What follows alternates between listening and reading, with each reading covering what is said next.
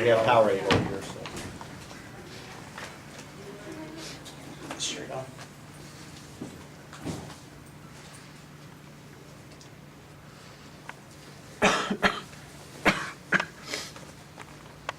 Go ahead, you can sit right here.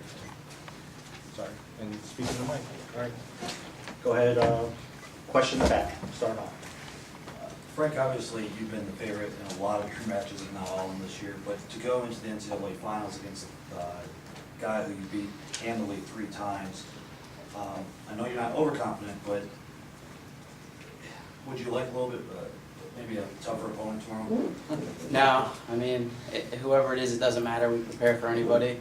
I'm going to take Dylan like it's the first time I wrestled him. You know, I'm not going to take him light. I'm going to go out there like it's the last match of my career, because it is. So, yeah, we're happy to wrestle him. Get to the left. Frank, what's it mean to be back in this position after last year's loss in the finals? Just means that I'm one step closer to my goal. You know, haven't really achieved what I wanted yet, and this is just one of the last pieces of the puzzle. Frank, in Sacramento with that big brace on his leg, looked like you had trouble getting that figure 4 on the leg. Was that a bother for you? Yeah, it kind of hurt a little bit. Actually, it was like digging into my leg, but nah, he was pretty good at basing up. You know, I think I could have did a better job of going after bonus there. I was just trying to protect myself and kind of play a little safe, you know, but probably should have tried a little harder to get those bonus at the end. I waited too long. Frank, you've wrestled Dylan like a million times this year. Can you ever develop like a friendly kind of rivalry with a guy like that? I mean, is that something you think about, or something that's present or that exists? Oh, absolutely. You know, we always talk trash to each other. Dylan's my roommate, so, you know, if he's... Oh, Dylan Ness. I was like, Dylan Allen. I was confused when you said that. Boy, that's going to read well. Yeah. Supply some context. I mean, I think this is the 4th time we wrestled, so, you know, the first match was kind of crazy. If anyone saw that, it was 16-10, you know, and the second match was, you know, it kind of closed the gap a little bit, but, you know, Dylan's having a real good tournament, and I knocked off Parks, and, you know, he wants this just as bad as I do, so, you know, it all comes down to who wants it more. Frank, you recorded another shutout today. How important has that been to you, the entire postseason, even the Big Ten? Yeah, those are actually, you know, those are important to me, because, you know, part of my style of wrestling is, you know, I stay very solid in my positions, and, you know, I only got a few things I go to, but I do them really well. You know, some of our guys on our team are just crazy, like Quentin, throwing everybody, but I like to stay solid. So when I do get those shutouts, you know, it feels good to me. You know, I just know that I'm wrestling in my positions that I'm good at really well, and I know that I'm doing a good job. Well, Frank, I've got to ask a question. Since you're a senior, I think I can ask this. Because of all the stuff that Penn State has gone through this past year, what would a victory here as a team or individuals do to help that community? It's, you know, it's real important, not just our team, but our fans and the administration back at Penn State. Big Tens, you know, they drove all the way out there. Some of them flew out there all the way to Indiana to watch Big Tens. You know, one of the assistant athletic director was sitting next to my dad. So, you know, it doesn't just mean a lot to us, but our fans who follow us all over the country. You know, we got the greatest fans in the country, I think. And, you know, just to bring this back to Penn State, and, you know, after Joe Pa and everything that happened, you know, it's just a big morale booster for the students and gives us all something to be excited about again. To the right. Frank, Anthony Holman from the NCAA. Our Facebook fans are tracking on you and asked a question. I don't know if you want to share it, but they want to know what your favorite move is. What's your go-to move? My go-to move would be probably a left-handed high crotch. Frank, today you joined some exclusive company, Abe Alinsky. One of your friends, Phil Davis, 5th four-time All-American in school history. What does that mean to you? I know when we talked earlier in the year, you said you had 3 main goals. You wanted to win 100 matches. You can check that off. 4-time All-American, you can check that off now. And the third one, I won't say it, but you know what that one is. But what does that mean to you, that 4-time All-American, just to get that?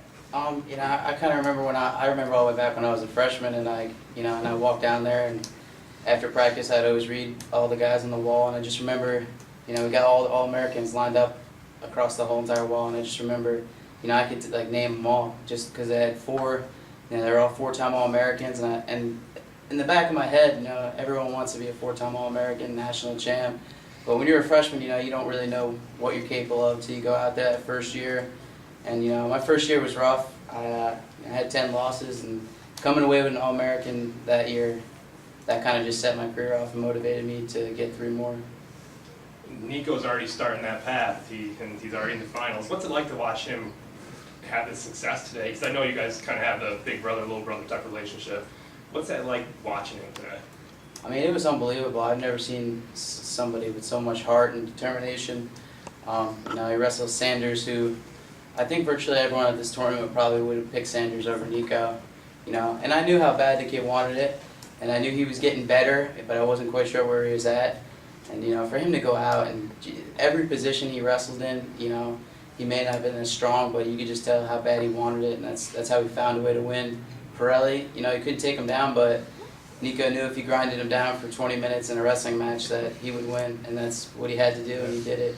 And you know, I'm just super proud of him, just because, you know, me and Nico, I like drilling with him a lot and just doing extra conditioning with him. And you know, if you saw the kid, you've seen the kid in practice. I mean, he works so hard, and you know, sometimes he pushes me, almost beats me in conditioning, but not yet. You had a really tough Oregon State match. What did that match do for you, and what were you mindset in it? I mean, how nervous were you when you were going through that, and what were you thinking going through that match? Oh man, that kid's a buzzsaw, and I mean, I've wrestled him twice before, and you know, I've always been dead tired at the end of the matches and wrestled 100%. But you know, I kind of pictured that match in my head. You know, he was going to come out aggressive, and I was going to take him down, and I was going to ride him. Kind of like I did last time, I rode him pretty well. That match started off, he was clubbing me in the head, I got poked in the eye, taken down in 20 seconds, and I remember just going out of bounds in that first like 30 seconds, and I kind of just looked down at the mat, and I was like, here we go, man, this is going to be a long match. And it turned out to be a long match. I mean, I almost got cement mixed. That kind of came out of nowhere. And then, you know, at the end of the match, I got caught in like a funny position, but I mean, I just, you know, that was kind of crazy how that seating worked out and how, you know, he wasn't seated. So when I first saw that I was wrestling him, I knew this is probably going to be one of my toughest matches. I was prepared for that. But I mean, you know, that kid's got a bright future. He's tough as nails. What happened to the knee during that, Frank? Just twisted a little bit wrong. You know, nothing serious. How's it feeling right now? It feels good. You know, you just kind of exaggerate a little bit when it happens. You don't know what's wrong. You know, you get a little scared, but you know, I'm ready to go. We'll take one more question. They're in the back. Unfortunately, I don't have the team standings right now, but going into the session, you guys are well ahead. Does it help that you guys are that far ahead and you can focus just on yourself, or would you kind of like a reverse so there's a little something else to be wrestling for? Well, you know, it kind of takes a lot of the pressure off when you're wrestling for your team, and you're just going to wrestle better too.